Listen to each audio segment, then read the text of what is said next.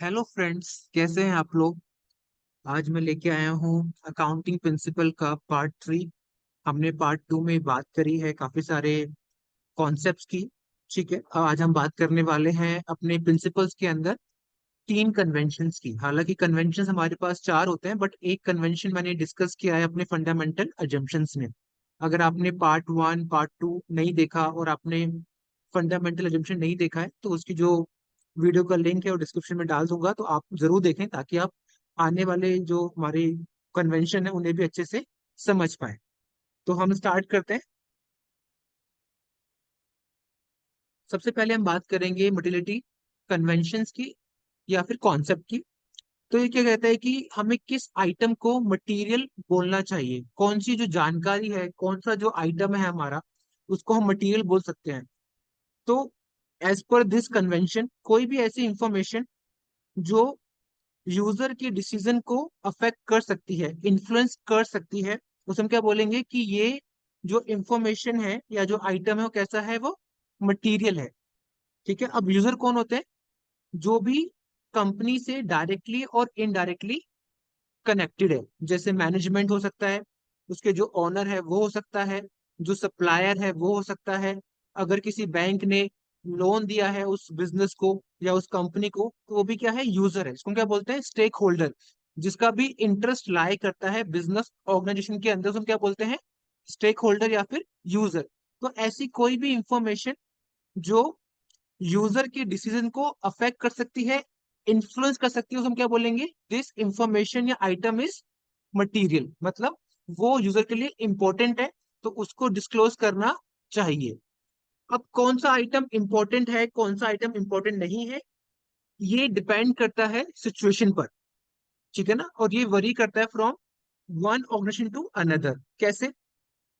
अगर एक छोटी कंपनी है, ठीक है, और अगर उस छोटी कंपनी जो बेसिकली फॉर एग्जांपल डील करती है थाउजेंड्स में, मतलब उसका जो अमाउंट है बिजनेस का वो थाउजेंड्स में ही है, थाउजेंड उसका नेट वर्थ है। तो अगर वो कोई सामान मंगाती भी है स्टेशनरी 100 रुपए का, ठीक है ना, तो उसे मेंशन करेगी और बताइए कितना यूज हुआ, कितना बच गया। तो 100 रुपए भी एक बड़ा अमाउंट है एक छोटी ऑर्गेनाइजेशन के लिए। ठीक है, बट वहीं पर ऑन द अदर हैंड कोई जो ऑर्गेनाइजेशन है जो करोड़ों में डील करती है, ठीक है, उसने एक मशीनरी परचेज करी, ठीक है, फॉर एग्जाम्पल 70 लाख 100 रुपए की। तो अब वो उसे राउंड ऑफ कर सकती है, वो शो कर सकती है 70 लाख रुपए। जो 100 रुपए उसने क्या कर दिया, उसको राउंड ऑफ कर दिया, क्योंकि वो 100 रुपए इंपॉर्टेंट नहीं है उस बड़ी ऑर्गेनाइजेशन के लिए। तो that 100 rupees is not material, क्योंकि इतनी बड़ी कंपनी में 100 रुपए अगर आपने राउंड ऑफ कर भी दिए तो it does not matter, right. जैसे एक कॉमन एग्जांपल आप इसका ले सकते हैं कि जैसे सबके लिए क्या होता है, अगर हम बात करें पैसे में कि भाई 1000 रुपीज 50 पैसा, तो 50 पैसा ज्यादा इंपॉर्टेंट नहीं है, हर कोई इसको इग्नोर कर सकता है। तो जो 50 पैसा इट इज नॉट मटीरियल, क्योंकि 50 पैसे को फर्क पड़ने वाला किसी को है नहीं। ठीक है ना। तो हाउ एवर जो इंफॉर्मेशन है मटेरियल है या नहीं, ये डिपेंड करता है कि जो ऑर्गेनाइजेशन है उसका साइज कैसा है, और उसका जो नेट वर्थ है वो कितना है, और उसकी जो फिगर्स है वो थाउजेंड्स में है या लैक्स में है या फिर करोड़ में है। उन सब बातों पर डिपेंड करेगी ये जो इन्फॉर्मेशन है मटेरियल है या फिर नहीं है। ठीक है, या और दूसरी हमारे पास तरीके होते हैं पता करने के लिए कि ये जो इन्फॉर्मेशन है वो इम्पोर्टेंट है या फिर इम्पोर्टेंट नहीं है, उसे डिस्क्लोज करना है या फिर नहीं करना। तो ये मैंने खाली आपको एग्जांपल दिया कि कैसे हम अमाउंट के बेस पर भी हम पता करते हैं कि ये जो इंफॉर्मेशन है इसको हमें दिखाना जरूरी है या फिर नहीं है। ठीक है ना। तो कोई भी एक इंफॉर्मेशन किसी एक कंपनी के लिए हो सकता है कि क्या हो, इंपॉर्टेंट हो, मटेरियल हो, बट हो सकता है दूसरे के लिए इंपॉर्टेंट ना हो। तो इसीलिए ये जो हमारा कॉन्सेप्ट है या कन्वेंशन है मटेरियलिटी का, ये डिपेंड करता है from company to company, right. I hope this is clear. आगे चलते हैं। फिर हम बात करते हैं convention of full disclosure. That says कि कोई भी ऐसी इंफॉर्मेशन हमें दिखानी पड़ेगी जो मटेरियल हो, जो हमने पीछे बात करी अभी भी, जो इंपॉर्टेंट हो यूजर के लिए, स्टेक होल्डर्स के लिए, प्लस जो हमें दिखाना जरूरी है एज पर लॉ। तो जो भी हमारा कानून कहता है कि ये इंफॉर्मेशन आपको दिखानी पड़ेगी तो दिखानी पड़ेगी, तो उसको आप छिपा नहीं सकते। ठीक है ना।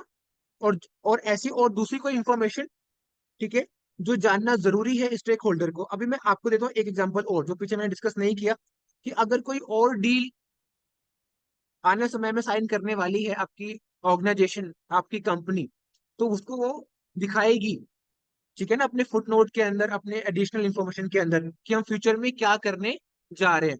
क्योंकि अगर आप फ्यूचर में कुछ आपका मर्जर होने वाला है, एक्विजिशन होने वाला है, आप करने वाले हो, कोई आपको एक्वायर करने वाला है, कुछ भी ऐसा बहुत बड़ा प्रोजेक्ट होने वाला है फ्यूचर के अंदर, ठीक है ना, तो उसकी जानकारी आपको देनी पड़ेगी। क्यों?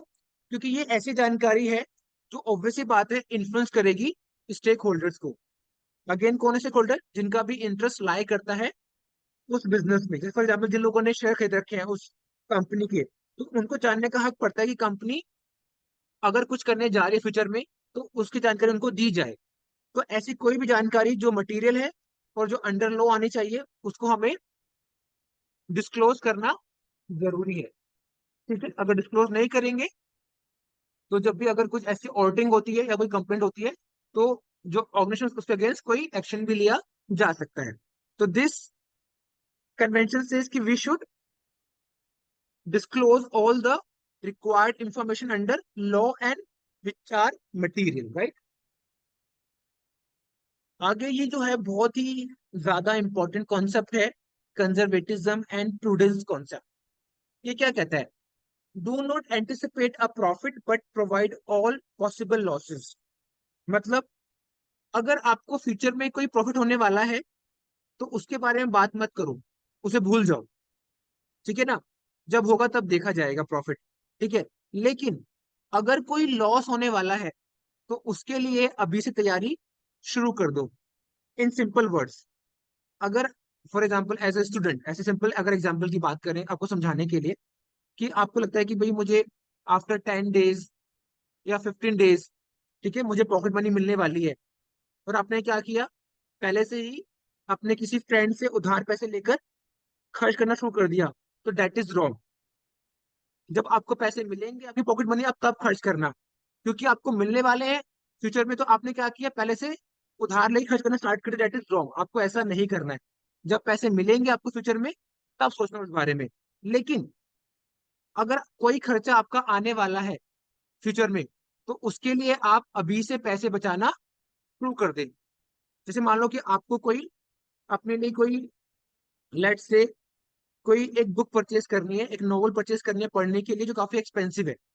तो आपने क्या किया, आपने धीरे धीरे उसके लिए पैसे सेव करना स्टार्ट कर दिया, कि मुझे वो जो नोबल खरीदनी है वो 4 महीने बाद खरीदनी है। तो आपने क्या किया, हर महीने कुछ पैसे निकालना स्टार्ट कर दिया, ताकि 4 महीने बाद आप वो नोबल परचेज कर पाए। या टेक अनदर एग्जाम्पल, कि आपको एक शादी में जाना है और आपको एक अच्छी ड्रेस चाहिए अपने लिए, ठीक है ना, तो आप चाहोगे जब शादी आए तब तक आपके पास उतने पैसे इकट्ठे हो जाए, ठीक है ना। तो आप क्या करेंगे, हर महीने कुछ पैसे आप सेव करना स्टार्ट कर देंगे, जब वो शादी आए, फंक्शन है, तो आप उस ड्रेस को परचेज कर पाए। समझ गए? तो कहने वाली बात यह है कि जो भी कोई ऑर्गेनाइजेशन है, अगर कोई प्रॉफिट होने वाला है फ्यूचर में, तो उसकी चर्चा नहीं करनी, उसकी बात नहीं करनी, उसे इग्नोर करना है। लेकिन अगर कोई लॉस होने वाला है फ्यूचर में, तो उसके लिए हमें अभी से पैसे निकाल कर रखने हैं, ताकि जब वो लॉस हो, तो उस लॉस की भरपाई की जा सके।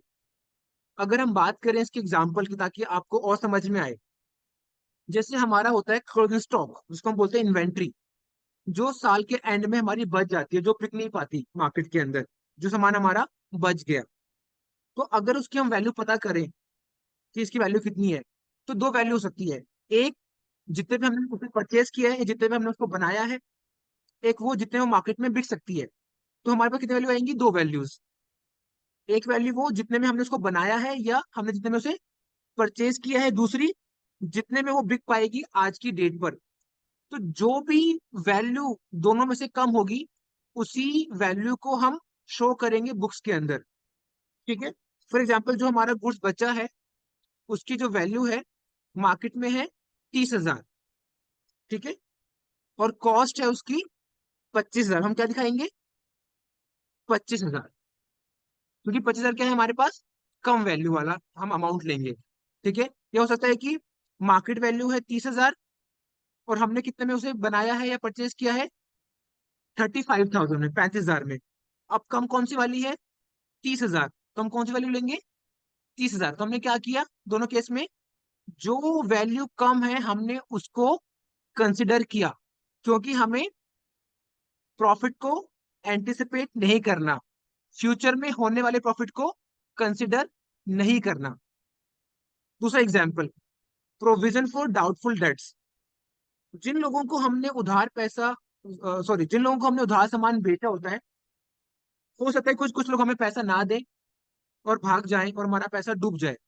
तो कुछ चांस ऐसे होते हैं कि हमारा 5% या 10% पैसा हमारा डूब जाए।